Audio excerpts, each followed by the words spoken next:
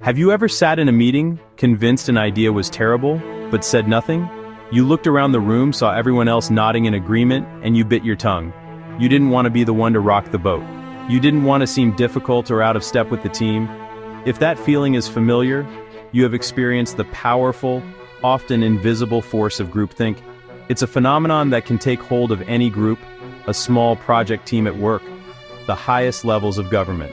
It's a silent pressure that pushes for consensus above all else, even when that consensus is leading everyone straight toward a cliff. At its core, groupthink is a psychological drive for harmony within a group that results in irrational or dysfunctional decision-making. It's a paradox. People come together for superior results, but the desire to fit in overrides critical thinking. Individual doubts are suppressed. History provides some of the most chilling and instructive examples of groupthink in action. Take the Bay of Pigs invasion in 1961. President John F. Kennedy, his team of brilliant advisors, famously dubbed the best and the brightest, approved a covert CIA plan to overthrow Fidel Castro. The plan was deeply flawed from the start, based on faulty assumptions, including the belief that Cubans would rise up in support. But in the halls of power, consensus took hold. Doubts were brushed aside. The plan was a catastrophic failure, a major humiliation on the world stage. Later analysis revealed classic groupthink, silence from doubters, an illusion of agreement and invincibility. Another example, the 1986 Challenger disaster. Managers chose to launch despite engineers' warnings about O-rings in the cold. 73 seconds after liftoff, the shuttle broke apart, killing all 7 aboard. The first symptom, an illusion of invincibility. Excessive optimism blinds them to danger. They believe they are special. Their cause is righteous. They cannot fail. Risky decisions are encouraged. Caution is treated as weakness. They start to believe their own hype. Another glaring symptom, self-censorship. People have doubts but keep them to themselves. They fear disrupting harmony, fear being ostracized, so they stay silent. Silence is misread as agreement, and it reinforces more silence. Direct pressure on dissenters follows. Members question loyalty and commitment. Mind guards appear, filtering out challenging information to protect the leader. Finally, collective rationalization. Warnings are discounted, sources discredited. They create elaborate justifications, doubling down instead of reassessing. It blocks learning and traps them in a self-affirming feedback loop. Groupthink doesn't appear out of nowhere. It arises when certain conditions converge. A perfect storm for poor decision-making. One cause, high group cohesiveness. When harmony trumps sound decisions, loyalty can trump logic. Another, a directive leader. Stating preferences early creates pressure to conform and shuts down discussion. Decisions get rubber-stamped. Isolation from outside opinions narrows perspective. An echo chamber forms. No fresh feedback from experts or other departments. No external checks or balances.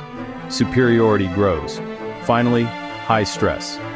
Under pressure, people seek the comfort of consensus and grab a simple, unified solution.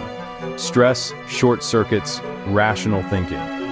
They default to the quickest unified path, regardless of whether it's wise. The consequences of groupthink are real, tangible, and severe. Immediate outcome, a poor decision. When critical thinking is suppressed and alternatives ignored, the group settles on a flawed plan, a product no one wants, a policy with disastrous unintended consequences. A strategy that fails its mission. Illusions of invincibility fuel excessive risk. Clear warnings get overlooked, competitors underestimated, resources poured into low-probability bets. With no voiced negatives, the picture of reality is dangerously incomplete, like driving blindfolded. Innovation stalls. Breakthroughs rarely come from consensus. Seeds of dissent get stamped out. Ethical compasses erode. Good people overlook the moral implications to maintain solidarity. The good news is that groupthink is not inevitable. With awareness and the right strategies, any group can build defenses. Leaders should actively encourage dissent and withhold their own opinions at the start. This lets other voices emerge without pressure to conform. A leader who asks, "What am I missing here?" and "What's the argument against this?" creates psychological safety.